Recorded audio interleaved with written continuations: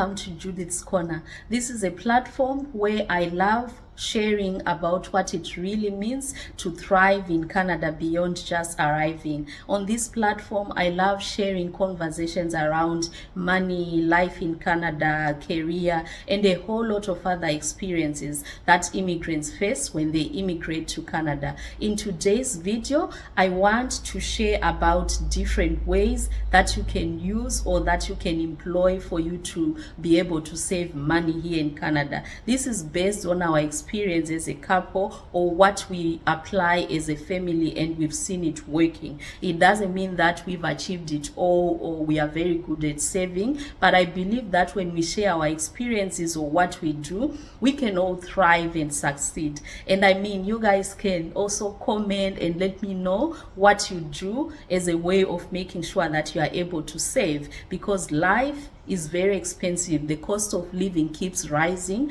on a daily basis. So if we share these methods or these ways, we can all thrive and succeed. The first way that you can save money here in Canada is by tracking your expenses, not only in Canada but anywhere else where you are. If you track your expenses, you'll find that you'll be able to know what you are spending your money on. It helps you to identify and be able to evaluate whether what you are spending money on is really important or not. Do you really need those items? Do you really need whatever it is that you are spending your money on?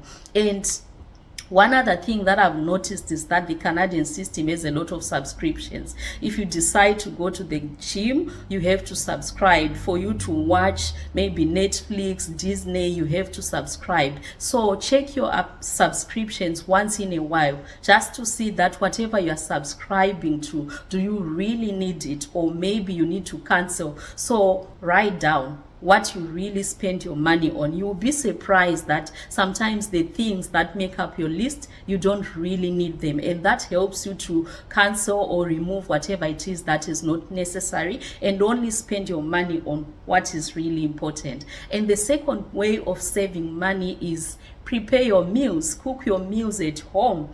I've seen that it's easy to get carried away ordering food online, delivery. You know, there's accessibility to these services or to these things in such a way that it becomes very easy to say, okay, we are not cooking today, or maybe let's not cook today and go out and eat at the restaurant.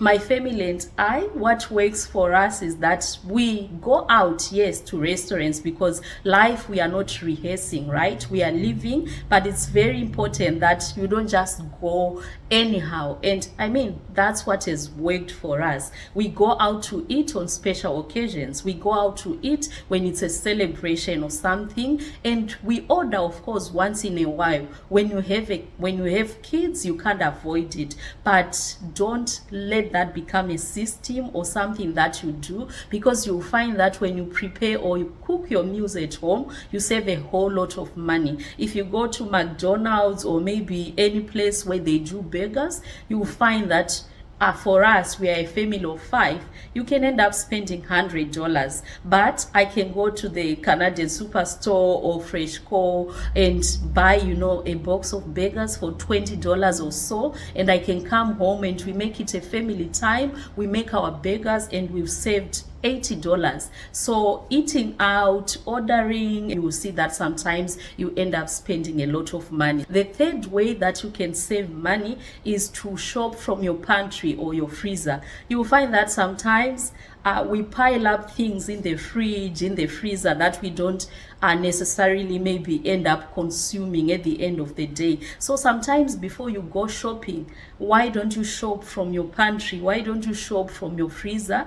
Once in a while, maybe 2 times, 3 times a year, or I don't know, it depends on you and you know how much you buy, because some things, when we stock them in the freezer, they get buried, and you'll be surprised at the different kinds of meat, or maybe even from your pantry, you'll be surprised what you find. So before you go out to buy groceries, once in a while, shop from your pantry or your freezer, and you'll be able to save money while you do that. The fourth way that you can save money is to buy things when they are on sale. there's always clearance sales that happen. And when you go grocery shopping, like for us, we are always looking for the things that have a yellow tag. Of course, you need to make sure that whatever you are buying is within the expiry date, but to buy things when they are on sale, it saves you a whole lot of money. Even when it comes to clothing or even food, download the Flip app and track whatever food items that you usually use in your home, and make sure that when the items are on sale, that's when you go out to buy. And when you are buying, they are on sale, you buy in big quantities so you can stock up at home. That saves you a whole lot of money. And these are just small little ways that we use or employ as a family, and we've seen them working, helping us to save money. Go around, compare prices before you buy. Grocery shopping, don't be lazy to move from one shop to another. Like I said, there's an app here in Canada that you can download, and you can be able to see the shops that have items that are on sale. You can actually have a watch list that you follow on your own for you to be able to know when the items that you usually buy, they are on sale. And that's when you should buy, only when they are on sale, and then you are able to stock up, and then you also buy in big quantities. And the fifth way that you can save money when it comes to clothing is thrifting.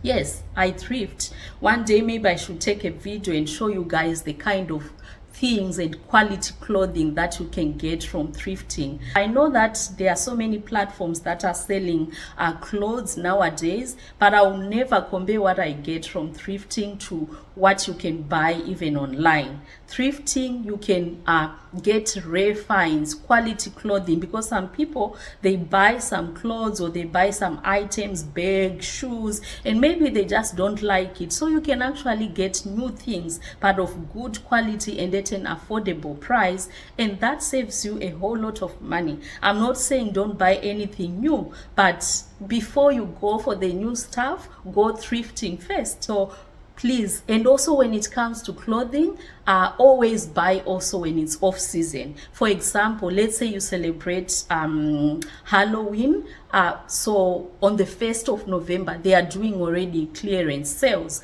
so that's the day to go and buy Halloween costumes for your kids for the following year. Or maybe if you are the kind of person who buy Christmas clothes for your kids, then don't buy before Christmas. Go on the 26th when they are doing the Boxing Day sales, or after the Christmas period. So when you are buying even for winter clothing, you buy at the end of the winter season. So for me, what I do is I go shopping with my kids towards the end of the season, and when we are buying, we are already buying for the next season. So at the end of this winter, we are going to buy our winter clothing for the next winter, and at the end of the summer season, we buy our summer clothes for the upcoming summer. Of course, I'm not saying we stick to that all the time, but those are some of the tactics, or can I say strategies, that you can use to make sure that you don't use a lot of money on clothing, or when you are buying them